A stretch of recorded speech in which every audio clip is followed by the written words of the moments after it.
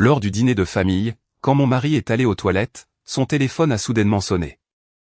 J'ai souri et je l'ai mis sur haut-parleur, et à l'autre bout du fil, une voix s'est fait entendre immédiatement, « Mon cœur, tu me manques tellement ». Lors du dîner de famille pour notre 5e anniversaire, mon mari est allé aux toilettes. Son téléphone a vibré. Je l'ai machinalement ramassé et j'ai répondu, en le mettant sur haut-parleur sans y réfléchir. De l'autre côté de la ligne est venue une voix de femme, mielleuse et douce. « Mon cœur, tu me manques tellement. Dépêche-toi de venir à l'endroit habituel. » L'air dans le salon privé du restaurant s'est figé instantanément. Les fourchettes de mes beaux-parents sont restées suspendues en l'air. Ma belle-sœur a plaqué sa main sur sa bouche. Je n'ai pas pleuré. Je n'ai pas crié. Au lieu de cela, j'ai souri. Tout le monde pensait que j'allais faire un scandale mémorable sur le champ, mais personne n'aurait pu deviner ce qui s'est passé ensuite. Les soirées d'automne arrivent tôt en Nouvelle-Angleterre. À 17h30, le ciel à l'extérieur de la fenêtre avait déjà pris des teintes violettes comme un bleu. Le restaurant que nous avions réservé s'appelait « Le Boulot et la Vigne », niché au bout d'une rue pavée dans un quartier historique de la banlieue de Boston. Le salon privé était intime, dominé par une grande table ronde en acajou pouvant accueillir 7 personnes, moi, Sylvain, ses parents, sa jeune sœur Fabienne, le mari de celle-ci, Damien, et la grand-mère de Sylvain. Mamie avait 81 ans cette année. Ses genoux la faisaient souffrir, mais elle avait insisté pour venir avec sa canne à pommeau d'argent. Selon ses propres mots, 5 ans de mariage, c'est une étape importante. Si je ne viens pas à un vrai dîner de famille, quel genre de grand-mère serais-je? Je m'étais apprêté en portant une nouvelle robe portefeuille rose poudrée, mes cheveux relevés en un chignon banane lâche. À mes lobes d'oreilles pendaient les puces d'oreilles en perles que Sylvain m'avait offertes pour la Saint-Valentin l'année dernière. Pas excessivement chères, mais simples et élégantes, exactement comme j'aimais les choses. 6 plats avaient déjà été servis, tous commandés par Sylvain. À la maison, cet homme ne saurait pas quoi faire si un pot de sauce pour pâtes se renversait, mais il avait un véritable talent pour commander dans les bons restaurants. Les travers de bœuf braisé s'effilochaient au moindre contact de la fourchette. Les noix de Saint-Jacques poêlées étaient parfaitement caramélisées, et la bisque de homard était riche et crémeuse. « Mamie, goûtez au Saint-Jacques » ai-je dit, en faisant tourner le plateau tournant pour déposer un morceau généreux sur la petite assiette de la vieille dame. « Oh, merveilleux, merveilleux. Veille à manger toi aussi, Claire. Arrête de te tracasser pour tout le monde, » a gloussé Mamie, les rides autour de ses yeux se plissant avec une chaleur sincère. Ma belle-mère, assise en face de moi, est intervenue. « Claire, ma chérie, qu'est-ce qui vous occupe autant ces derniers temps?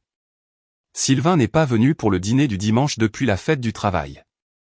Nous sommes déjà en novembre. » Avant que je ne puisse répondre, Sylvain a coupé court.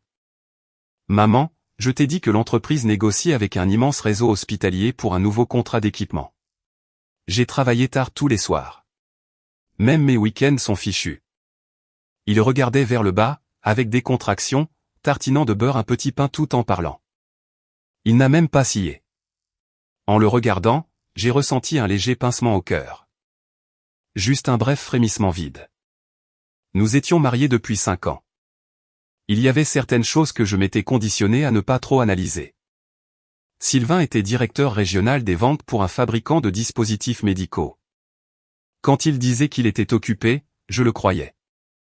Les hommes devaient se battre pour leur carrière. Mon propre travail d'enseignante de littérature au lycée était sans doute tout aussi exigeant. Je me levais à 6 heures tous les matins et posais rarement mon stylo de correction avant 22 heures. Parfois, nous échangions à peine 10 phrases de toute la journée. Tonton Sylvain travaille trop dur, et soudainement intervenue ma nièce de 4 ans, Manon, le visage barbouillé de purée de pommes de terre. Toute la table a éclaté de rire. Manon était dans sa phase la plus mignonne, ses cheveux blonds attachés en 2 couettes ébouriffées. Sylvain s'est penché et a déposé une tomate cerise dans son assiette, souriant à Fabienne. « Ta gamine est une vraie charmeuse, rien à voir avec ce que tu étais à son âge. »« Tais-toi » a ri Fabienne en lui donnant une tape amicale sur le bras. L'ambiance était sincèrement merveilleuse. Les suspensions diffusaient une lueur ambrée chaleureuse. Les plats fumaient. La famille riait. J'ai regardé autour de moi et j'ai ressenti un profond sentiment de contentement. Je n'avais jamais exigé une romance de conte de fées. Je ne croyais pas à ces histoires d'amour explosives du grand écran. Je voulais juste une vie stable et tranquille. Mais il semblait que l'univers avait décidé de mettre mes croyances à l'épreuve. L'appel téléphonique est arrivé juste après que Sylvain s'est levé. Je vais aux toilettes. Commencez le dessert sans moi, a-t-il dit, en jetant sa serviette de table. Sa chaise a grincé sur le parquet. Personne n'y a prêté attention. Un homme allant aux toilettes au cours d'un long dîner était tout à fait normal. Il était parti depuis peut-être une minute quand son téléphone a vibré. Il était posé juste à côté de son verre d'eau, écran face contre table. C'était son habitude. Je ne m'en étais jamais soucié auparavant, mais cette fois, alors que le téléphone vibrait, il a légèrement pivoté sur le bois poli, glissant tout près de ma main. Je l'ai retourné. L'identité de l'appelant était une simple lettre, S. Je n'ai pas réfléchi. Je n'ai vraiment pas eu la moindre pensée logique. J'ai simplement glissé mon doigt pour répondre. De la même manière que l'on tire distraitement un mouchoir d'une boîte ou que l'on ouvre la porte quand la sonnette retentit. De la pure mémoire musculaire. Sylvain vient juste de s'absenter, si vous avez besoin. Je n'ai même pas pu finir ma phrase avant que la voix n'explose à travers le haut-parleur. C'était une voix de jeune femme, empreinte d'un ton intime et mielleux, comme si elle essayait de faire fondre un morceau de sucre sur sa langue. Elle n'a même pas réalisé qu'une femme avait répondu. Elle parlait trop vite, comme si elle avait retenu son souffle toute la journée. Mon cœur, tu me manques tellement. Quand est-ce que tu arrives? Je suis déjà à l'endroit habituel à t'attendre. Tu as dit que tu pourrais t'échapper aujourd'hui. J'attends depuis une éternité. Je me suis figé. Ce n'était pas ce vertige cinématographique dramatique où la pièce tourne et l'écran devient noir. C'était un blocage physique, comme rater une marche qu'on n'avait pas vue. Ce pincement au ventre d'une fraction de seconde où le cerveau devient totalement vide. La pièce avait été bruyante. Manon pleurnichait pour avoir de la glace. Ma belle-mère bavardait avec mamie. Damien demandait la carte des vins. Mais à cette seconde précise, quelqu'un a appuyé sur le bouton muet du monde. Le volume a diminué pour devenir un bourdonnement lointain et étouffé. Je ne sais pas combien de temps s'est écoulé. Peut-être 2 secondes, peut-être 5. Puis j'ai entendu ma propre voix. J'ai en fait laissé échapper un petit rire doux et poli. D'accord, je lui dirai de vous rejoindre dès qu'il le pourra, ai-je dit avec aisance. Puis j'ai raccroché. J'ai reposé le téléphone sur la table, face contre bois, à l'endroit exact où il se trouvait. Puis j'ai pris mon verre d'eau et j'ai bu une gorgée. Les glaçons avaient fondu. L'eau avait un goût fade.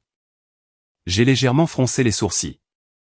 Qui c'était? A demandé Fabienne avec désinvolture, en essuyant la bouche de Manon sans lever les yeux. Je ne sais pas trop. Elle n'a pas laissé de nom, ai-je dit d'une voix ferme. Elle a dit qu'elle cherchait Sylvain. Et quand j'ai dit qu'il s'était absenté, elle a raccroché. Un mensonge parfait. J'avais passé 8 ans à gérer des adolescents indisciplinés et des parents envahissants. Je savais comment mentir. L'astuce consistait à rester simple. Pas de détails superflus. Ma belle-mère a jeté un coup d'œil vers moi depuis l'autre côté de la table. Ses yeux se sont attardés sur mon visage pendant une fraction de seconde. Ma poitrine s'est serrée, mais elle n'a pas dit un mot, retournant simplement à sa salade. Je ne pouvais pas leur en vouloir d'y avoir cru. Même moi, j'avais l'impression de paraître tout à fait normal. Mon cœur battait la chamade. Mes mains tremblaient légèrement, mais je serrais le pied de mon verre assez fort pour le cacher. Mon visage devait être correct. L'éclairage du restaurant était tamisé, et j'avais appliqué mon fard à joues généreusement. Quoi qu'il en soit, 3 ou 4 minutes plus tard, Sylvain est revenu. Il secouait l'eau de ses mains, l'air complètement détendu. Il s'est approché de la table, a jeté un coup d'œil à son téléphone, a vu l'écran noir et l'a glissé dans son pantalon. « Tout va bien ? » Mon téléphone a sonné, a-t-il demandé. « Oui, quelqu'un s'est trompé de numéro, » ai-je répondu. J'ai pris ma fourchette, j'ai piqué un morceau d'asperge et je l'ai mâché lentement, en gardant les yeux fixés sur mon assiette. « Oh » a-t-il murmuré, en s'asseyant et en prenant son verre de vin. C'était tout. Il m'a cru. Il n'a pas posé une seule question complémentaire. Il n'a pas demandé si c'était un homme ou une femme. Il n'a pas demandé ce qu'on avait dit. Il n'a pas vérifié son journal d'appel. Il a juste lâché un « oh » négligent, comme si l'affaire ne valait pas une seconde d'attention. Un petit morceau de mon cœur a commencé à s'effondrer. Ce « oh » indifférent faisait plus mal que le « mon cœur » au téléphone. Je ne sais toujours pas comment j'ai survécu au reste de ce dîner. J'ai trinqué. J'ai passé les plats. J'ai souri au bon moment. À un moment donné, j'ai même fait une blague qui a fait rire toute la table. Manon cherchait à prendre un troisième petit pain, et Fabienne l'a grondé, « Tu vas te gâcher l'appétit. » Plus de glucides. Manon a commencé à bouder, sa lèvre inférieure tremblant. Je suis intervenu en douceur. Laisse-la faire, Fabienne. Si elle veut un petit pain, donne-lui. Regarde Sylvain. Personne ne surveillait ses glucides quand il était petit, et il s'en est très bien sorti. Enfin, presque. La table a éclaté de rire. Fabienne s'est appuyée sur l'épaule de Damien, hilar. Même mon beau-père a esquissé un rare sourire. Sylvain a ri aussi, se penchant pour me donner un petit coup de coude amical dans les côtes. Et, fais attention. Tu n'as pas vraiment boudé la corbeille de pain toi-même ces derniers temps. Sylvain Vasseur, surveille ton langage, l'a grondé sa mère, bien qu'elle sourit. Mamie est intervenue, de sa voix lente et douce. Vous deux, vous voir vous taquiner ainsi, cela me remplit le cœur. Vous avez un bon mariage. J'ai souri chaleureusement. C'est vrai, mamie. C'est vraiment le cas. Prononcer ces mots était comme mâcher du verre pilé. Chaque syllabe faisait saigner. Je n'ai jamais été du genre à faire des scènes en public. Ma mère m'a élevé dans l'idée que, peu importe la douleur, on pleure derrière des portes closes. On ne perd pas sa dignité devant un public. En tant qu'enseignante, j'avais développé un visage impassible à toute épreuve. Un élève pouvait lancer un pupitre à travers la classe, et je pouvais continuer à analyser une phrase au tableau blanc sans perdre le fil. Un dîner en famille était un jeu d'enfant, mais j'ai failli craquer une fois. Sylvain se penchait pour verser de l'eau pétillante à sa mère. Son col s'est légèrement écarté, et sous mon angle, j'ai pu voir la petite tache de rousseur à l'arrière de son cou. J'embrassais cet endroit tout le temps avant qu'il ne parte au travail, avant que nous ne nous endormions. Parfois, je passais simplement à côté de lui dans la cuisine et j'y posais mes lèvres. Soudain, j'ai réalisé que cela faisait des mois que je ne l'avais pas embrassé là. Ce n'était pas un refus délibéré d'affection. J'avais juste oublié. Comme une plante d'appartement devant laquelle on passe tous les jours. On a l'intention de l'arroser, mais on oublie jusqu'au jour où l'on remarque que toutes les feuilles sont devenues jaunes. Est-ce ainsi que l'amour meurt? Juste un lent dessèchement. Claire, tu es où?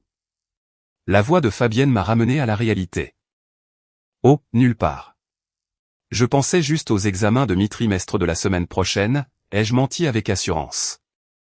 Mes élèves de littérature me rendent folle. Les profs ne sont vraiment pas assez payés. Fabienne a compati. Oh, d'ailleurs, je voulais te dire.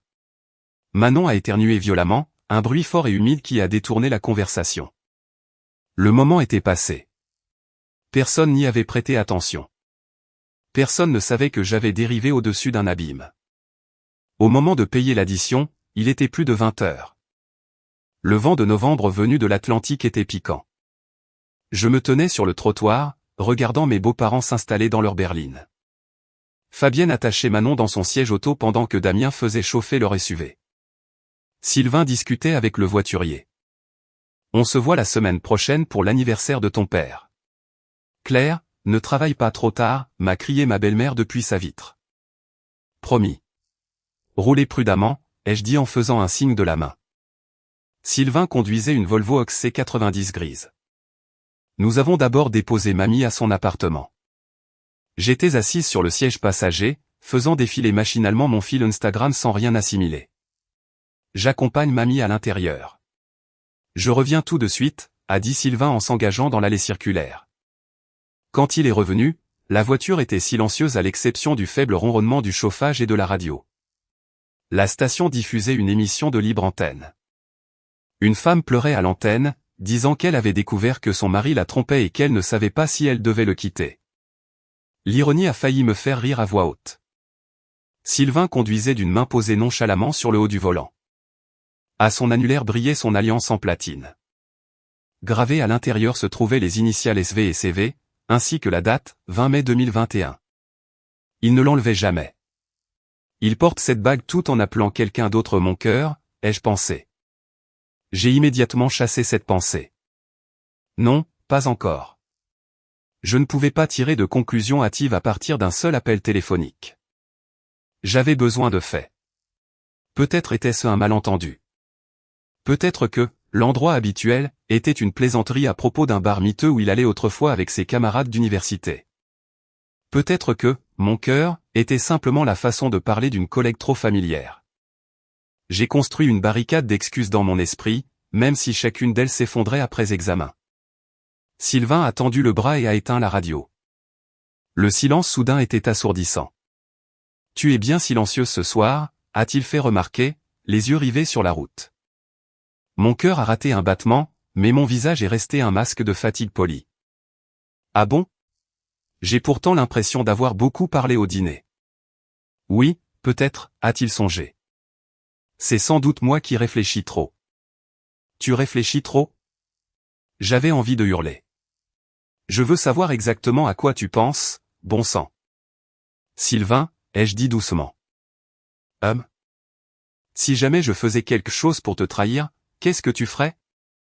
Il a freiné à un feu rouge et s'est tourné pour me regarder.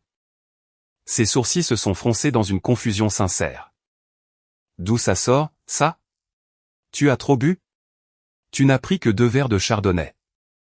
Réponds juste à la question, de manière hypothétique. Il a réfléchi, puis a gloussé. Je t'enfermerai probablement à la maison pour ne plus jamais te laisser sortir. Je plaisante. Il s'est penché et m'a ébouriffé les cheveux. Honnêtement, je me remettrai d'abord en question. J'essaierai de comprendre où j'ai échoué. C'est ça. Allez, arrête avec tes hypothèses bizarres, a-t-il dit gentiment. Je te ferai un massage des épaules en rentrant. Tu es trop stressé. J'ai tourné la tête vers la vitre. Les lampadaires défilaient, projetant des ombres jaunâtres et rythmées sur mon visage. Un couple marchait sur le trottoir, la fille frissonnant et blottie sous le bras du garçon. Il y a des années, c'était nous. Nous étions des étudiants fauchés en master.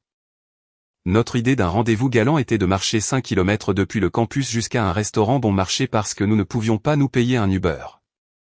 Il me tenait la main si fort que ses paumes en transpiraient, refusant de la lâcher. Le jour de notre mariage, quand le prêtre lui a demandé s'il me prenait pour épouse, ses yeux se sont remplis de larmes avant qu'il ne dise « oui ». Quand l'homme qui pleurait à l'hôtel s'était-il transformé en l'homme assis à côté de moi? Je l'ignorais, mais je savais qu'à partir de ce soir, j'allais le découvrir. Ce week-end-là, je n'ai rien fait. Non pas que je ne le voulais pas, mais parce que je ne savais pas par quoi commencer. Vérifier son téléphone? Il avait un code et l'appareil ne le quittait presque jamais. Le suivre? Je n'étais pas une espionne. J'avais des copies à corriger et du linge à faire. L'affronter? Absolument pas. Si je l'alertais maintenant, il se contenterait de brouiller les pistes. Et si, Dieu m'en garde, je me trompais vraiment? Le dimanche après-midi, Sylvain a annoncé qu'il retrouvait des copains pour faire un parcours de golf. Il a enfilé son pull à col zippé et est parti. Je suis resté assise sur le canapé pendant 10 minutes, à écouter le silence de la maison.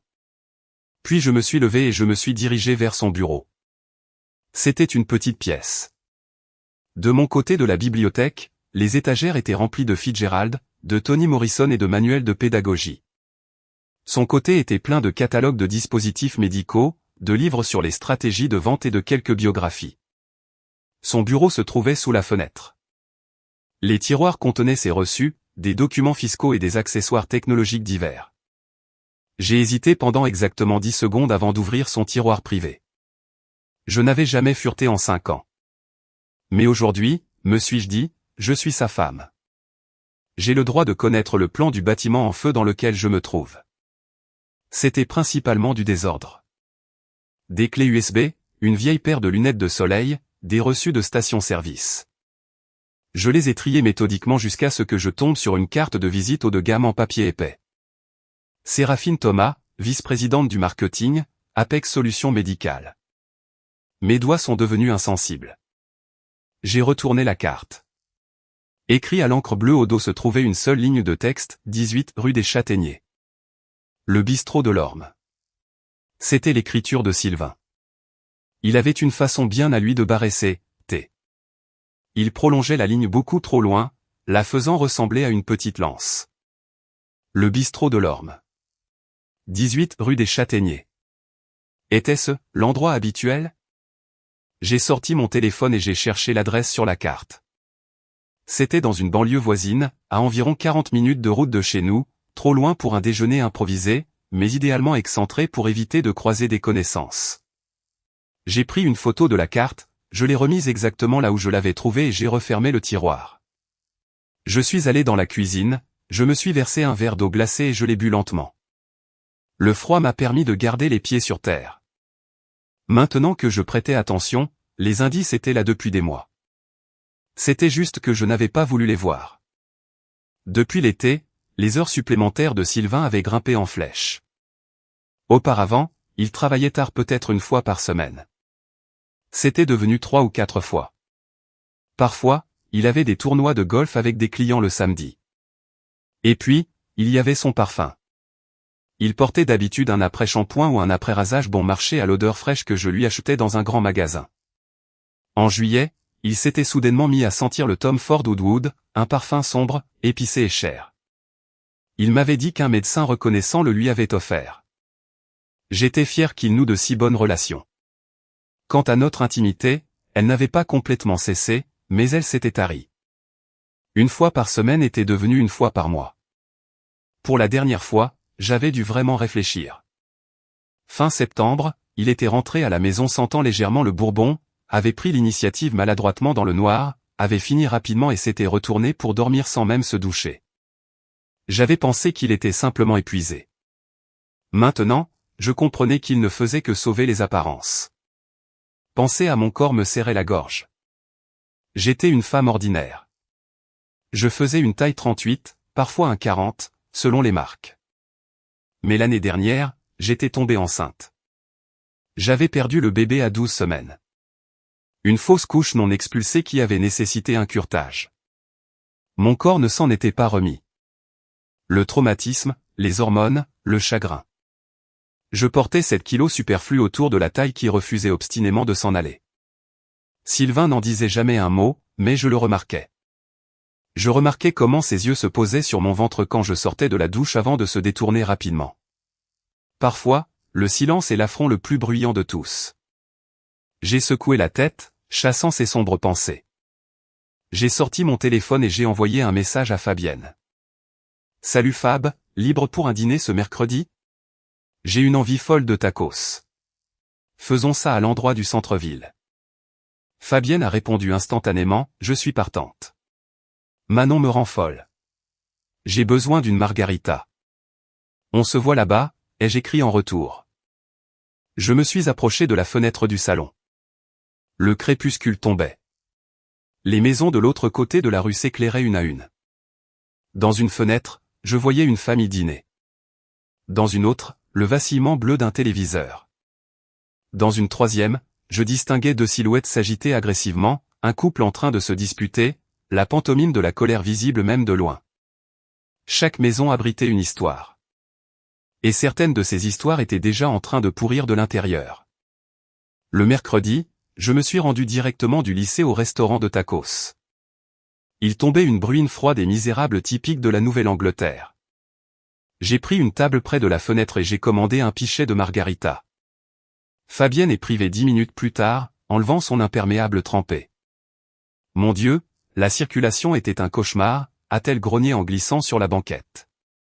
Je te jure que si l'école maternelle de Manon m'appelle encore une fois parce qu'elle a mordu un autre enfant, je la fais adopter. J'ai souri, je lui ai versé un verre et je l'ai laissé se défouler pendant 20 bonnes minutes. Ce n'est que lorsque les tacos au porc et les frites de maïs sont arrivés que j'ai orienté la conversation. Fabienne, ai-je dit d'une voix détachée, en remuant ma boisson avec une paille, est-ce que Sylvain t'a semblé bizarre ces derniers temps? La main de Fabienne s'est figée à mi-chemin du bol de sauce. Elle a levé les yeux et j'ai vu son visage passer par la confusion, la prise de conscience et une culpabilité profonde et embarrassée. J'ai tendu le bras et j'ai touché son poignet. Ne panique pas. Je sais déjà qu'il se passe quelque chose. J'ai juste besoin que tu me confirmes quelques détails. Elle a reposé sa frite de maïs et a poussé un profond soupir. Claire, je te jure que j'allais te le dire, mais je ne voulais pas briser ton mariage sur un simple pressentiment. Raconte-moi. Il y a quelques mois, en août peut-être, on s'est retrouvés pour un déjeuner rapide près de mon bureau. Il a pris un appel au milieu du repas. Sa voix a changé. Tu sais comment il parle quand il est avec des clients? Ce ton faux, fort, hyper agressif. Là, ce n'était pas ça. Il avait l'air doux, intime, comme s'il parlait à une petite amie. Mon estomac s'est noué. Est-ce que tu lui as posé la question? Oui. Il s'est montré hyper défensif. Il a prétendu que c'était une représentante d'une entreprise concurrente et qu'il négociait un dossier délicat. Il m'a dit que j'étais folle et m'a formellement interdit de t'en parler. Fabienne avait l'air malheureuse. Je me suis convaincu que je réagissais de manière excessive. Autre chose, ai-je demandé, le visage impassible.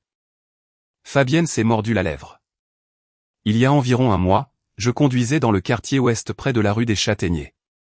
Je jurais avoir vu sa Volvo garée près du coin d'une ruelle. J'allais lui envoyer un message, mais Manon a jeté un jouet contre le pare-brise et j'ai été distraite. La rue des Châtaigniers. Mes doigts se sont serrés autour de mon verre de margarita jusqu'à ce que mes articulations blanchissent. Claire, qu'est-ce que tu vas faire? A chuchoté Fabienne en cherchant à attraper ma main. Je vais aller rue des Châtaigniers, ai-je dit. Je viens avec toi. Non. S'il te repère, il saura que quelque chose se trame. Je dois faire ça seule. Fabienne m'a serré la main, sa paume chaude contre ma peau glacée. Fais attention, d'accord? Je ne lui ai pas dit que ma décision était déjà prise. J'allais au bistrot de l'Orme. J'avais besoin de voir cette femme. J'avais besoin de voir Sylvain la regarder. J'avais besoin de voir le fantôme qui hantait mon mariage en chair et en os.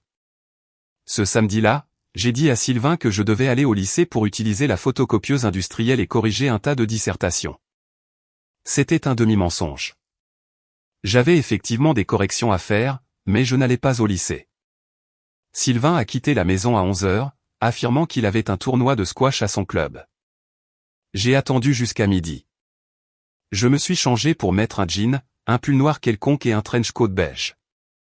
J'ai laissé ma voiture au garage et j'ai commandé un Uber. Le chauffeur était un homme d'un certain âge qui écoutait du rock classique. J'ai regardé par la vitre, répétant tous les scénarios possibles. Et s'il me prenait sur le fait? Est-ce que je criais? Est-ce que je leur jetais un verre au visage? Ou est-ce que je me contentais de prendre une photo rapide avant de m'enfuir? Aucune de ces options ne me correspondait. Nous nous sommes arrêtés au 18 rue des Châtaigniers. Le bistrot de l'Orme était un café pittoresque de style européen avec un store-ban vert forêt. Deux grands ormes flanquaient l'entrée, leurs branches d'automne dénudées encadrant les fenêtres en verre dépoli. J'ai poussé la porte. Une clochette a tinté. La bouffée d'air chaud parfumé au café a embué mes lunettes. Je les ai essuyées sur mon pull et j'ai regardé autour de moi. C'était un petit endroit, d'environ 10 tables. Je l'ai repéré immédiatement. Dans la banquette d'angle était assise une femme d'une fin de vingtaine d'années. Elle était superbe. Elle portait un pull en cachemire crème qui avait l'air hors de prix. Ses cheveux sombres cascadaient en boucles parfaites et souples. Elle avait un profil fin et élégant et portait un rouge à lèvres discret couleur baie sauvage. Elle faisait défiler son téléphone, un latte au lait d'avoine à moitié vide devant elle. Une jambe croisée sur l'autre, son pied chaussé d'une basket Balenciaga de style imposant s'agitait impatiemment. Je me suis dirigé vers la table la plus éloignée, dans le coin opposé, et je me suis assise face à son dos, utilisant un menu plastifié pour me masquer le visage. Une serveuse s'est approchée. Juste un americano noir, s'il vous plaît, ai-je dit. Ma voix n'a pas tremblé. J'ai bu le café amer, observant la femme par-dessus le menu. Elle ne cessait de surveiller la porte. Elle attendait quelqu'un. Il était 12h40. Si Sylvain avait quitté la maison à 11h, il devait arriver d'une minute à l'autre. Je me suis mentalement comparé à elle. J'avais 31 ans, j'étais fatigué, je portais des chaussures plates et pratiques et un pull raisonnable. Elle ressemblait à une influenceuse. Une vague amère de manque de confiance m'a submergé, mais je l'ai impitoyablement refoulé. Si l'on commence à se comparer, on a déjà perdu. À 12h45, la clochette au-dessus de la porte a tinté. Mon cœur a cogné contre mes côtes. Le sang a bourdonné à mes oreilles. Un homme est entré. Ce n'était pas Sylvain. Il était jeune, portait un bonnet et une polaire Patagonia, tenant un bouquet de tulipes. Il s'est dirigé droit vers la femme en cachemire. Son visage s'est illuminé. Ils se sont embrassés et il s'est glissé sur la banquette en face d'elle. J'ai expiré un souffle que je ne savais pas avoir retenu. Mon t-shirt était trempé de sueur. C'était une fausse alerte. Je suis resté assise là encore 30 minutes. Sylvain n'est jamais apparu. Le couple a payé et est parti. Alors que la jeune femme passait devant ma table, j'ai capté une effluve de son parfum. C'était le Wood Sage et Sea Salt de J.O. Malone. Le parfum exact que Sylvain m'avait acheté pour mon anniversaire l'année dernière. Avait-il acheté 2 flacons? Cette pensée m'a donné la nausée. J'ai avalé le reste de mon café froid et acide, j'ai payé et je suis sorti. La bruine avait recommencé à tomber. Je me suis tenu sous le store et j'ai sorti mon téléphone pour envoyer un message à Sylvain. Salut, tu rentres pour déjeuner? Je meurs de faim. Je pense commander une pizza. 3 minutes plus tard, il a répondu, impossible, mon cœur. Je grignote un morceau avec un client. Commande ce que tu veux. Utilise ma carte. Grignoter un morceau avec un client. J'ai fixé les bulles grises sur mon écran jusqu'à ce qu'elles se troublent. J'ai décidé de descendre à pied la rue des Châtaigniers avant d'appeler mon Uber. C'était une petite artère charmante, avec un salon de coiffure, un caviste, un fleuriste. Je me suis arrêté devant le fleuriste. Dans la vitrine trônait un seau de roses blanches immaculées. Une femme d'un certain âge en tablier est venue sur le pas de la porte. Magnifique, n'est-ce pas? Arrivée fraîche du marché ce matin. Combien pour une douzaine, a demandé ma bouche avant que mon cerveau ne puisse l'arrêter. 30 $. J'ai payé en liquide et j'ai marché sur le trottoir mouillé, tenant le bouquet enveloppé de papier. Je ne savais pas pourquoi je les avais achetés. Peut-être parce que je réalisais que plus personne ne m'offrirait de fleurs, alors autant me les acheter moi-même. Quand je suis rentré, j'ai mis les roses dans un vase en verre sur la table de la salle à manger. Puis j'ai commencé à nettoyer. J'ai frotté les plans de travail de la cuisine. J'ai passé la serpillière sur les parquets. J'ai défait notre lit et lavé les draps au cycle le plus chaud. J'ai nettoyé le miroir de la salle de bain jusqu'à ce qu'il grince. J'ai frotté les joints de la baignoire avec une vieille brosse à dents. Je bougeais comme une machine. Tant que mes mains étaient occupées, mon cerveau ne pouvait pas assimiler la réalité de ma vie. À 16h, j'ai entendu la porte du garage s'ouvrir.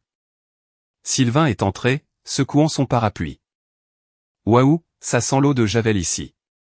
Tu t'es lancé dans une frénésie de ménage, a-t-il demandé en retirant ses mocassins. La correction des dissertations m'angoissait. J'avais besoin de me vider la tête, ai-je répondu depuis le canapé, mes jambes repliées sous moi, tenant une tasse de tisane. Il a repéré les roses blanches sur la table et s'est arrêté. D'où viennent ces fleurs? Je les ai prises dans une boutique sur le chemin du retour. Jolies, non? Oui, vraiment très jolies, a-t-il dit sans me regarder. Il est allé dans la salle de bain pour se laver les mains. Pendant que l'eau coulait, son téléphone, qu'il avait laissé sur l'îlot central de la cuisine, s'est allumé avec une notification. Il a vibré une fois, puis s'est éteint. Qui t'écrit un samedi, ai-je crié. Des démarcheurs téléphoniques. Ils sont acharnés, a-t-il répondu en sortant tout en s'essuyant les mains. Il a pris le téléphone, l'a posé négligemment face contre table sur l'îlot, et s'est approché pour m'embrasser le dessus de la tête. Qu'est-ce que tu veux pour le dîner? Je cuisine. J'ai levé les yeux vers son profil. Il était tout aussi beau que le jour de notre mariage. Sa mâchoire carrée, son nez droit, ses cils épais. Le regarder maintenant, c'était pourtant comme contempler une statue de cire extrêmement réaliste. La forme était là, mais l'âme avait disparu. Ce que tu veux faire m'ira très bien, ai-je dit. Laisse-moi voir ce qu'il y a dans le frigo. Il a souri en retournant à la cuisine. Je n'ai pas regardé son téléphone. Je savais que les secrets s'y cachaient. Il se dissimulait dans les applications cryptées, dans les heures supplémentaires tardives, dans ces effluves de parfums fantômes. J'allais les traîner à la lumière, mais je devais attendre le moment parfait. Pendant les 2 semaines suivantes, je me suis transformée en observatrice au sein de mon propre foyer. Je le surveillais. Je suivais ses habitudes, l'heure à laquelle il partait, celle à laquelle il rentrait. J'ai remarqué que l'écran de son téléphone était toujours orienté à l'opposé de moi. J'ai remarqué qu'il avait une nouvelle icône d'application qui ressemblait à une calculatrice, mais qui était probablement un dossier caché. J'ai remarqué ses choix vestimentaires. Il portait ses plus belles chemises le week-end. Désormais, je n'étais plus une épouse jalouse faisant une crise. J'étais une chercheuse recueillant des données sur une personne que je pensais connaître. Un vendredi soir, alors qu'il était sous la douche, son téléphone chargeait sur la table de chevet. L'écran s'est allumé. Je me suis penché. C'était une notification masquée, mais j'ai pu lire le début, demain à 14 h, à l'endroit habituel. Je t'ai trouvé quelque chose. Le reste était coupé. Samedi, 14 h. Le lendemain, Sylvain m'a dit qu'il allait à la salle de sport puis qu'il allait boire des bières avec Damien. Il est parti à 13 h 30. Il portait un caban en laine bleu marine que je lui avais offert pour Noël, et ses cheveux étaient fraîchement coiffés. Il avait l'air bien trop élégant pour une séance de sport. Amuse-toi bien, lui ai-je dit, debout dans la cuisine, une spatule à la main. Dès que sa voiture a quitté l'allée, j'ai posé la spatule, attrapé mon sac à main et commandé un VTC. Rue des Châtaigniers, s'il vous plaît, ai-je dit au chauffeur. Je suis arrivé à 14 h 15. Cette fois, je ne suis pas entré dans le bistrot. Je suis allé dans le café d'en face et je me suis assise sur un tabouret près de la fenêtre avec une boisson fraîche. De là, j'avais une vue imprenable sur la porte d'entrée du bistrot de l'Orme. À 14 h 25, la Volvo grise de Sylvain s'est garée plus bas dans la rue. Il est sorti, a ajusté le col de son caban et a vérifié son téléphone. Il s'est dirigé vers le bistrot. Ma poigne sur mon gobelet en plastique s'est serrée jusqu'à le faire craquer. Juste au moment où Sylvain atteignait la porte, celle-ci s'est ouverte. Une femme est sortie. Ce n'était pas la jeune femme au pull en cachemire de la semaine dernière. C'était quelqu'un d'autre entièrement. Elle portait un manteau camel cintré sur un col roulé noir. Ses cheveux sombres étaient relevés en un chignon flou et élégant, révélant un cou gracile. Elle ne ressemblait pas à un mannequin. Elle ressemblait à une directrice générale, dégageant une sophistication froide et naturelle. Elle s'est avancée droit vers Sylvain. Pendant une seconde, ils sont restés immobiles. Puis elle a souri. Ce n'était pas un sourire de politesse. C'était un sourire de joie pure et sans tenue.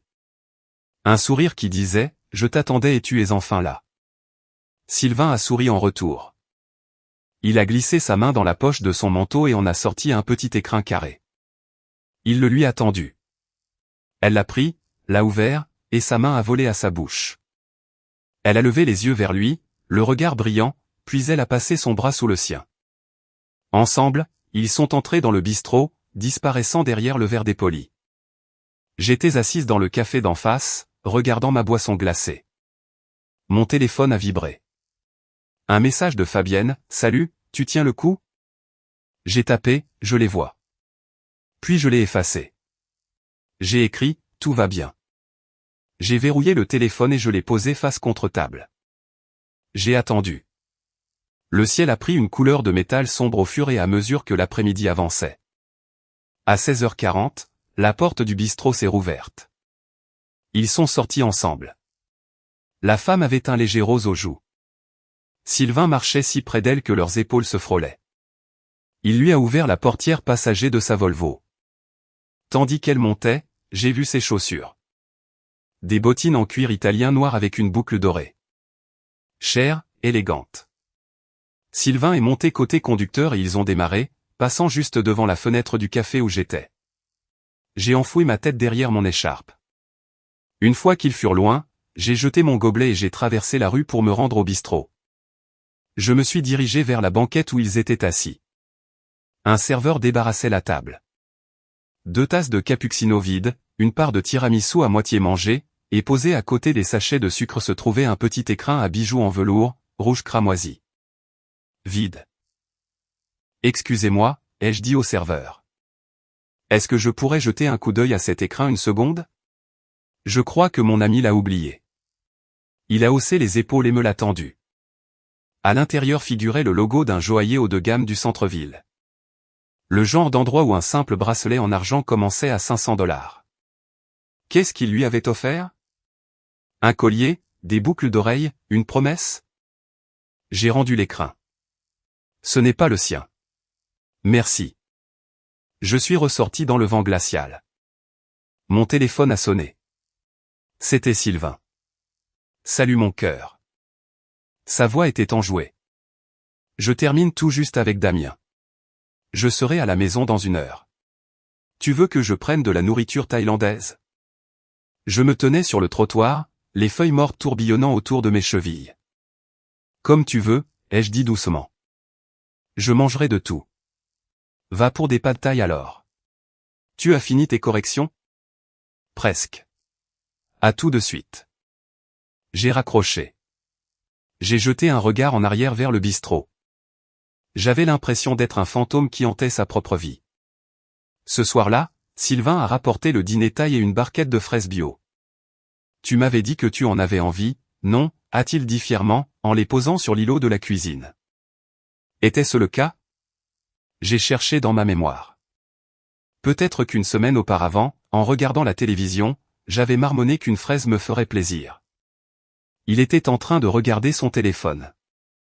Je ne pensais pas qu'il m'avait entendu, mais si. Était-ce de la culpabilité? Ou essayait-il simplement d'être un bon mari tout en menant cette double vie? Nous avons mangé sur le canapé en regardant un spectacle humoristique sur Netflix. L'humoriste hurlait dans son micro, le public croulait sous les rires. Je n'en ai pas entendu un traître mot. Tout ce que je voyais, c'était l'écrin en velours rouge. Tout ce que je voyais, c'était lui en train de lui ouvrir la portière. Tu es à des kilomètres d'ici, Claire. Qu'est-ce qu'il y a? A-t-il demandé en poussant gentiment mon pied du sien. Juste fatigué, ai-je répondu. Comment c'était à la salle de sport? Damien t'a battu au basket? Non, je l'ai écrasé, Harry Sylvain. Mais un nouveau s'est incrusté dans notre match et nous a mis une vraie raclée à tous les deux. Un nouveau. J'ai fixé l'écran de télévision, stupéfaite de la facilité avec laquelle les mensonges glissaient sur sa langue. Il ne bégayait même pas. Il écrivait pratiquement un scénario en temps réel. Je me suis couché tôt. Je suis resté allongé là, dans le noir, à écouter la respiration lourde de Sylvain à mes côtés. Il dormait profondément. Son téléphone était posé sur la table de chevet, écran face contre table. Je me suis glissé hors des couvertures. J'ai pris le téléphone. Je me suis faufilé dans la salle de bain principale et j'ai fermé la porte, allumant la faible lumière de l'armoire de toilette. L'écran de verrouillage me demandait un code PIN à 4 chiffres. Il l'avait changé il y a des mois. J'ai essayé sa date de naissance. Incorrect. J'ai essayé ma date de naissance. Incorrect. J'ai essayé notre date d'anniversaire de mariage, le 20 mai. 0520. Incorrect. Une tentative infructueuse. J'ai fixé l'écran, mes mains moites de sueur. Si j'échouais trop de fois, le téléphone se bloquerait et il s'en rendrait compte. J'ai fermé les yeux et j'ai essayé de penser comme Sylvain. 1 mois plus tôt, il m'avait demandé d'aller chercher un colis dans un casier Amazon pour lui. Il m'avait envoyé le code par message, 1023. Je lui avais demandé si ce numéro signifiait quelque chose, et il avait répondu, non, c'est juste un hasard. Mais un homme qui planifie une double vie n'utilise pas des chiffres au hasard. Il utilise des chiffres dont il peut se souvenir. Mon pouce a plané sur l'écran. 1, 0, 2, 3. Le téléphone s'est déverrouillé. J'ai arrêté de respirer. J'ai ouvert l'application de messagerie. Tout en haut, épinglé au-dessus de tout le monde, se trouvait une conversation avec un contact nommé Séraphine Apex. J'ai tapé dessus. L'historique des discussions était un défilement sans fin. J'ai fait défiler l'écran vers le haut pendant une bonne minute. Les bulles bleues et grises se brouillaient en une mosaïque vertigineuse de trahison. Je me suis arrêté aux messages les plus récents de la journée. Séraphine, bien rentrée à la maison. Sylvain vient de passer la porte. Et toi? Séraphine, oui. Aujourd'hui, c'était tellement parfait. Merci pour le bracelet. Il est magnifique. Sylvain, seulement le meilleur pour toi. Il était magnifique à ton poignet. Séraphine, je ne l'enlèverai jamais, même sous la douche. Sylvain, c'est bien, ma jolie. On se voit la semaine prochaine. Séraphine, j'ai trop hâte. Tu me manques déjà. Bisous. Mes mains tremblaient violemment. J'ai dû caler mes coudes contre le plan de travail de la salle de bain pour stabiliser le téléphone. J'ai fait défiler plus haut. Il y a une semaine. Séraphine, tu lui as dit que tu avais un dîner avec un client ce soir? Sylvain, ouais, elle a gobé le truc. Séraphine, elle est vraiment naïve, n'est-ce pas? Sylvain, ce n'est pas qu'elle est naïve. C'est juste qu'elle me fait confiance. Séraphine, ça ne te dérange pas? De vivre dans le mensonge? Sylvain, peu importe. C'est comme ça. C'est comme ça. La cruauté de cette phrase m'a frappé comme un coup physique. Il ne souffrait pas de cette situation. Il n'était pas tiraillé entre deux mondes. Il gérait simplement la logistique. J'ai fait défiler encore plus haut. Il y a 2 semaines. Séraphine, tu es encore en retard. J'attends depuis 20 minutes. Sylvain, je sais. Je suis désolé. Elle a soudainement voulu que je répare le broyeur d'évier. Je ne pouvais pas juste partir comme ça. Séraphine, dis-lui d'appeler un plombier. Tu n'es pas son homme à tout faire. Sylvain, tu sais comment elle est tellement collante. Séraphine, si tu me fais encore attendre, je m'en vais. Sylvain, je te promets de me rattraper tout de suite. Je roule vite. Collante. J'ai agrippé le bord de l'évier. Je n'avais jamais exigé son temps. Quand il travaillait tard, je lui préparais des assiettes de nourriture. Quand il voyageait, je ne lui envoyais jamais de messages incessants. Je lui laissais une autonomie totale et il m'appelait, collante, pour impressionner sa maîtresse. J'ai trouvé le message qui m'a définitivement brisé. Il y a 1 mois. Séraphine, est-ce qu'elle sait pour nous? Sylvain, bien sûr que non. Séraphine, et si elle le découvre? Sylvain, on avisera le moment venu. Séraphine, est-ce que tu la quitterais pour moi? Il y avait eu un écart de 5 minutes avant la réponse de Sylvain. Sylvain, tu pousses le bouchon un peu loin, Séraphine. On s'était mis d'accord pour ne pas en parler pour l'instant. Elle essaie de concevoir. Tu sais qu'elle a perdu le bébé l'année dernière. Je ne peux pas lui faire ça en ce moment. Séraphine, donc je suis censé attendre sagement pendant que tu joues à la petite famille et que tu essaies de la remettre enceinte? Sylvain, donne-moi juste un peu de temps.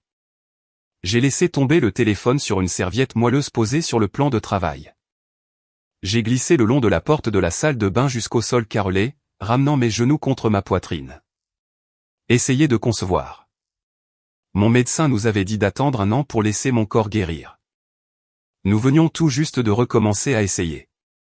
J'achetais des tests d'ovulation, prenais des vitamines prénatales, mesurais ma température corporelle. Chaque mois, quand mes règles arrivaient, je pleurais sous la douche. Sylvain me prenait dans ses bras et me disait, on y arrivera. Pas de stress. Il se servait de mon bébé décédé et de mes tentatives désespérées d'emporter un autre comme d'un bouclier pour empêcher sa maîtresse d'exiger qu'il divorce. Je suis resté assise sur le carrelage de la salle de bain pendant 1 heure. Je n'ai pas versé une seule larme. Le chagrin était si absolu, si dense, qu'il ne laissait aucune place aux pleurs. Je me sentais entièrement vide, curé par un scalpel. J'ai repris le téléphone, je l'ai verrouillé et je l'ai remis exactement à sa place sur la table de chevet. Je me suis reglissé dans le lit. Sylvain a bougé, jetant un bras autour de ma taille et enfouissant son visage dans mes cheveux. Je suis resté éveillé, les yeux grands ouverts, fixant les pales du ventilateur de plafond. J'ai repensé à notre premier rendez-vous dans une pizzeria bon marché. J'ai pensé à la façon dont il avait pleuré à notre mariage. J'ai pensé à lui, assis dans la salle d'attente de l'hôpital après mon curetage, la tête entre les mains, me disant que nous surmonterions cela. Et j'ai pensé à l'écrin en velours rouge qu'il avait remis à Séraphine aujourd'hui. Au lever du soleil, la femme qui avait aimé Sylvain Vasseur n'existait plus. Si vous pensez que découvrir l'infidélité de votre mari fait s'arrêter votre vie d'un coup net, c'est que vous n'avez jamais été enseignante dans un lycée. Le lundi matin est arrivé. Je me suis levé à 6 heures. J'ai préparé mon déjeuner. J'ai conduit jusqu'au lycée. J'ai donné un cours sur Gatsby le Magnifique, en abordant la nature destructrice des gens insouciants. J'ai corrigé 42 dissertations sur le symbolisme de la lumière verte. J'ai bu l'infâme café de la salle des professeurs. Mes collègues m'ont demandé si je me sentais bien. Tu as l'air pâle, Claire, m'a dit le conseiller d'orientation. Bois un peu d'eau. Juste fatigué, ai-je répondu avec un sourire. C'est la période des examens. Le mercredi, les examens étaient terminés. J'ai quitté l'établissement à 15 heures et je suis rentré. Sylvain n'était pas là. Il m'avait envoyé un message plus tôt pour me dire qu'il avait un dîner professionnel et qu'il rentrerait tard. Je me suis tenu au milieu de notre salon. J'ai regardé notre photo de mariage suspendue au-dessus de la cheminée. Nous avions l'air si bêtement heureux. J'ai regardé le canapé en cuir que nous nous étions disputés pour acheter. Il avait insisté pour du cuir, je voulais du lin. J'ai regardé le vase sur la table de la salle à manger. Les roses blanches que je m'étais offertes avaient flétri. Leurs pétales étaient jaunis, cassants, s'enroulant sur les bords. J'ai sorti mon téléphone de ma poche. J'ai ouvert ma discussion avec Sylvain. Moi, à quelle heure se terminera ton dîner? Sylvain, probablement vers 22 heures. Pourquoi? Qu'est-ce qu'il y a? Moi, juste pour savoir. Roule prudemment. Sylvain, ça marche. Je t'aime. J'ai fixé ces mots, je t'aime. Ils ne signifiaient rien, juste une série de pixels. J'ai tapé mon message suivant, les pouces fermes. Moi, divorçons. J'ai appuyé sur envoyer. J'ai posé le téléphone face contre l'îlot de la cuisine, je me suis approché du frigo et je me suis versé un verre d'eau froide. Avant même que je ne puisse en boire une gorgée, le téléphone a commencé à sonner. C'était Sylvain. Je l'ai laissé sonner 3 fois avant de décrocher. Qu'est-ce que ça veut dire, bordel? Sa voix était paniquée, essoufflée. Il était dehors, j'entendais la circulation. Ça veut dire que je veux divorcer, Sylvain, ai-je dit d'une voix incroyablement calme. Claire, de quoi tu parles? Tu fais une dépression? Il s'est passé quelque chose au travail? Arrête la comédie, ai-je dit. Je me suis appuyé contre le comptoir. Séraphine Thomas, 18 rue des Châtaigniers. Le bistrot de l'Orme, un bracelet en argent dans un écrin de velours rouge. Est-ce que je dois aussi te donner son numéro de sécurité sociale? Un silence de mort s'est installé au bout du fil. J'ai éloigné le téléphone pour vérifier s'il avait raccroché. Le compteur tournait toujours. Comment tu l'as su, a-t-il fini par chuchoter. Sa voix semblait être passée dans un hachoir à viande. Peu importe comment je le sais. Ce qui compte, c'est que je le sais. Claire, s'il te plaît, laisse-moi t'expliquer. Je rentre tout de suite. Ne fais rien. Je n'ai pas besoin d'explications, les jeux coupés.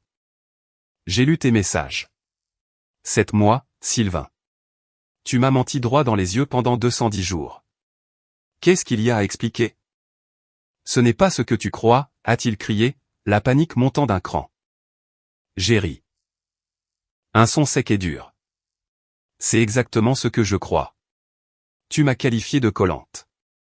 Tu lui as dit que j'étais naïve. Tu as utilisé mes problèmes de fertilité comme excuse pour la faire patienter. Tu es un lâche, Sylvain. Ne raccroche pas, je t'en supplie, a-t-il imploré. Je suis à 10 minutes. Je t'attends, ai-je dit avant de mettre fin à l'appel. Je me stoude dans la cuisine. Le robinet fuyait. Goutte, goutte, goutte. J'écoutais ce bruit, me sentant totalement détaché de mon propre corps. 10 minutes plus tard, la porte d'entrée s'est ouverte avec fracas. Sylvain est presque entré en courant dans la cuisine. Il était hors d'haleine, sa cravate desserrée de travers. Il avait l'air terrifié. Il s'est arrêté à quelques pas de moi, levant les mains comme s'il s'approchait d'un animal sauvage. Sylvain, tu es parti tôt de ton dîner professionnel, ai-je demandé calmement. Il n'y avait pas de dîner. J'étais dans ma voiture, a-t-il avoué, la poitrine haletante. Claire, je suis tellement désolé. Tellement désolé. Garde tes excuses, ai-je dit en croisant les bras. Qui a commencé? Toi ou elle? Il a cligné des yeux, décontenancé par l'aspect clinique de ma question. Est-ce que ça a de l'importance? Ça en a pour moi. J'ai besoin de savoir si tu es allé chasser ou si tu as juste trébuché et est tombé dans le lit d'une autre. Il a baissé les yeux vers le sol. C'est moi. On s'est rencontrés lors d'une exposition médicale en mars. On a pris un verre. J'ai commencé à lui envoyer des messages après notre retour. J'ai hoché la tête lentement. Et pourquoi? Tu lui as dit que j'étais ennuyeuse. Que je parlais trop de mes corrections de copie? Non. Non, je n'ai jamais dit que tu étais ennuyeuse. Il s'est passé une main sur le visage. C'est juste que les choses sont devenues si pesantes ici, Claire. Après la fausse couche, tu étais si triste, tout le temps. Et le suivi de la fertilité, les rapports programmés, ça ressemblait à un travail. Séraphine, c'était juste facile. C'était une échappatoire. Une échappatoire, ai-je répété, goûtant le mot. Donc, quand notre mariage a rencontré un obstacle, ta solution n'a pas été de me parler, de suivre une thérapie ou de soutenir ta femme en deuil. Ta solution a été de te trouver une échappatoire qui porte du Balenciaga. Je ne voulais pas te quitter, a-t-il dit désespérément. Je n'ai jamais eu l'intention de te quitter. Je t'aime. Tu ne m'aimes pas, ai-je répliqué sèchement, ma voix claquant enfin comme un fouet. Tu aimes avoir une femme. Tu aimes avoir une maison stable, quelqu'un pour faire ta lessive et quelqu'un à amener chez tes parents pour les fêtes. Tu aimes l'idée de moi, mais tu ne m'aimes pas. Si tu m'aimais, tu ne m'aurais pas humilié pendant 7 mois. Je vais y mettre fin tout de suite. Je ne lui parlerai plus jamais, a-t-il dit en faisant un pas vers moi. Ne me touche pas. J'ai reculé d'un pas. J'ai pointé son téléphone du doigt. Tu veux y mettre fin? Fais-le maintenant. Appelle-la sur haut-parleur. Il s'est figé. Claire, s'il te plaît. Appelle-la, ai-je dit d'une voix tombant à un murmure glacial, où je fais ma valise, je pars chez ma sœur et j'appelle un avocat spécialisé en divorce demain matin. Choisis. Sylvain m'a fixé. Il a vu que j'étais absolument sérieuse, ses mains tremblant de plus belle. Il a sorti son téléphone, l'a déverrouillé et a composé le numéro.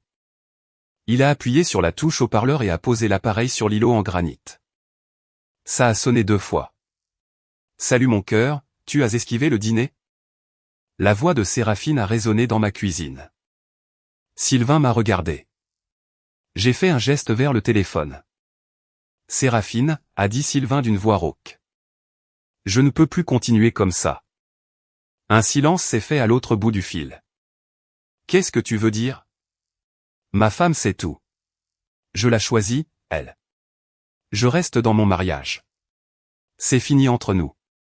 Ne me recontactez plus jamais. Le silence qui a suivi était étouffant. Puis Séraphine a laissé échapper un rire sec et incrédule.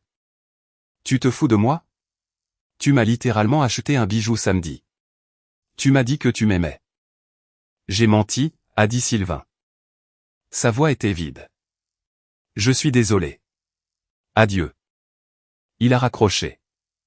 La cuisine est retombée dans son silence pesant. Sylvain a levé les yeux vers moi, les larmes aux yeux. C'est fini. Je le jure devant Dieu. Claire, c'est fini. J'ai regardé le téléphone. J'ai regardé mon mari. Je ne me sentais pas victorieuse. Je ne me sentais pas soulagée. J'étais simplement épuisée. Je vais dormir dans la chambre d'amis, ai-je dit en passant à côté de lui. Claire, s'il te plaît, ne fais pas ça. Sans me retourner, j'ai répondu, ne dis plus rien. C'est tout.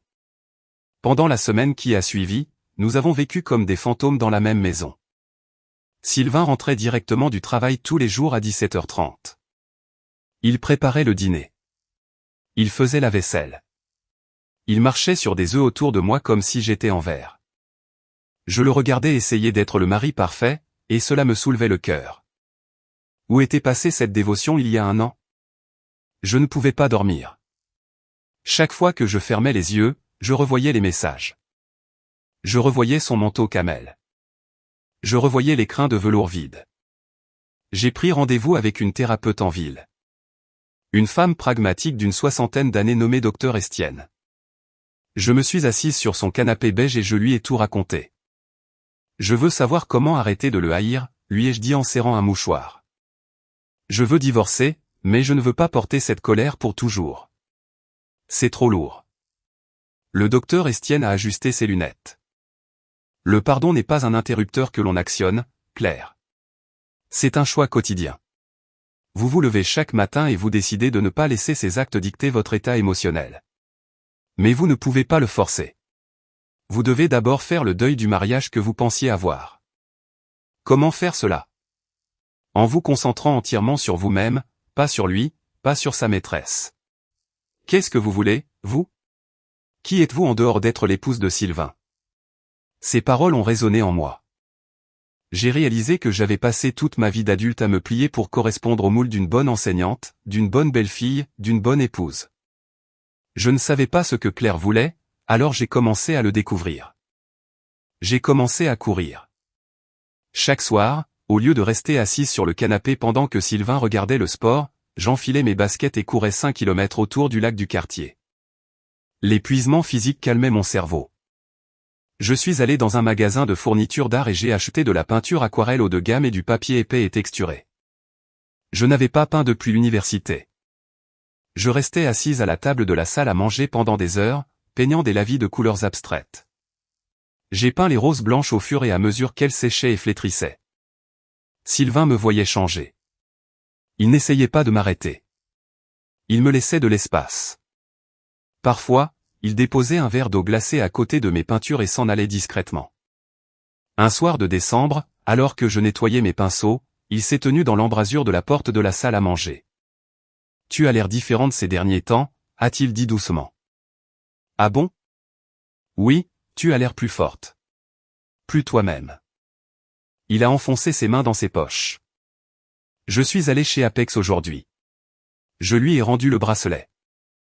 J'ai arrêté d'essuyer mon pinceau. »« Pourquoi tu me dis ça ? » ?»« Parce que je veux que tu saches que je coupe tous les ponts. » Je lui ai dit que c'était une erreur. Elle me l'a jeté à la figure. Je l'ai laissé sur le trottoir. Il a regardé le sol. « Je sais que ça ne répare rien, mais je voulais que tu le saches. » Je l'ai regardé. La rage qui bouillait dans ma poitrine depuis des semaines était retombée pour devenir une tiédeur gérable. « Ça t'a coûté 500 $, ai-je fait remarquer. Je me fiche de l'argent. Tu devrais, ai-je dit froidement. Parce que c'était de l'argent de notre compte joint. C'était de l'argent que nous avions économisé pour notre futur enfant. Il a tressailli, fermant les yeux. Je sais. Je passerai le reste de ma vie à me racheter, Claire. Si tu me le permets. Je ne lui ai pas répondu. Je me suis simplement remise à nettoyer mes pinceaux. L'hiver a fondu pour laisser place à un printemps humide et boueux. Les cornouillers de notre jardin commençaient à bourgeonner. Fin avril, c'était le 60e anniversaire de ma belle-mère. Sylvain et sa sœur Fabienne avaient organisé un grand dîner dans un salon privé d'un restaurant italien huppé du centre-ville. La famille éloignée avait fait le déplacement. Il y a eu des toasts, du vin et des quantités excessives de pâtes. Sylvain est resté assis à côté de moi toute la soirée. Il a tiré ma chaise. Il a rempli mon verre de vin. Il a éludé les questions indiscrètes de son oncle sur le moment où nous allions avoir un bébé. Il s'est comporté comme un mari farouchement protecteur et dévoué. Fabienne m'a coincé dans les toilettes. « Vous avez l'air d'aller bien tous les deux », a-t-elle avancé prudemment. « Ça va entre vous ? » « On survit, lui ai-je dit honnêtement. On suit une thérapie de couple. C'est horrible, mais on s'accroche. Il t'aime, Claire. Vraiment. C'était juste un crétin fini. Je sais que c'est un crétin, ai-je souri faiblement. J'essaie encore de décider si je peux vivre avec un crétin. Sur le chemin du retour, les vitres étaient baissées. L'air sentait la terre mouillée et les fleurs en bourgeon. Un contraste saisissant avec cette nuit glaciale de novembre où ce cauchemar avait commencé. Sylvain conduisait les deux mains sur le volant. Il ne portait pas son alliance. Sur suggestion de la thérapeute, il l'avait retirée. « Vous avez rompu vos vœux », lui avait dit le docteur Estienne. « vous ne pouvez pas emporter le symbole tant que vous ne l'avez pas mérité de nouveau. Claire, a dit Sylvain, rompant le silence alors que nous nous engagions sur l'autoroute. Oui. Je sais. J'ai détruit ce que nous avions, a-t-il dit, gardant les yeux fixés sur la route. Je sais que nous ne pourrons jamais revenir à ce que c'était avant. C'est vrai, ai-je acquiescé. Il a pris une inspiration tremblante. Est-ce que nous pouvons repartir de zéro? Bonjour, je m'appelle Sylvain. Ravi de vous rencontrer. Est-ce que je peux vous inviter à dîner? Je me suis tourné pour le regarder. Les lumières du tableau de bord éclairaient les traits marqués de son visage. Il avait l'air plus vieux qu'1 an auparavant. Il y avait de légères rides autour de ses yeux. Le jeune homme que j'avais épousé n'était plus là. C'était un homme imparfait, brisé, qui m'avait causé la pire douleur de mon existence. Mais j'avais changé, moi aussi. Je n'étais plus cette fille naïve et accommodante qui croyait que l'amour était un conte de fées. J'étais une femme consciente de sa propre force. Une femme qui savait qu'elle pouvait survivre au pire et s'en aller si elle le devait. Je ne sais pas si ça marchera, ai-je dit doucement. Je prends le risque, a-t-il répondu instantanément, si tu le prends aussi. J'ai regardé par la vitre. La silhouette de Boston s'estompait derrière nous, remplacée par les rues calmes et arborées de la banlieue. Le pardon est un choix quotidien. Je ne savais toujours pas si je pourrais faire ce choix indéfiniment. Mais ce soir-là, en écoutant le ronronnement du moteur et le vent tiède du printemps, j'ai senti quelque chose bouger dans ma poitrine. Ce n'était pas une étincelle de romance. C'était simplement de la paix. D'accord, ai-je dit. On peut essayer. Sylvain a laissé échapper un soupir qui ressemblait à un sanglot. Il a tendu le bras au-dessus de la console centrale et a ouvert sa main. J'ai regardé sa paume vide. Je ne l'ai pas saisie tout de suite. Je l'ai laissé planer là un instant, le faisant patienter, lui faisant comprendre que le chemin du retour vers moi serait long et difficile. Puis, lentement, j'ai avancé ma main et j'ai posé mes doigts contre les siens. Je m'appelle Claire Vasseur. J'ai 31 ans. J'enseigne la littérature au lycée. Je cours. Je peins. Et je sais exactement qui je suis. Je ne sais pas si ce mariage durera toujours, mais quoi qu'il arrive, je sais que j'irai bien.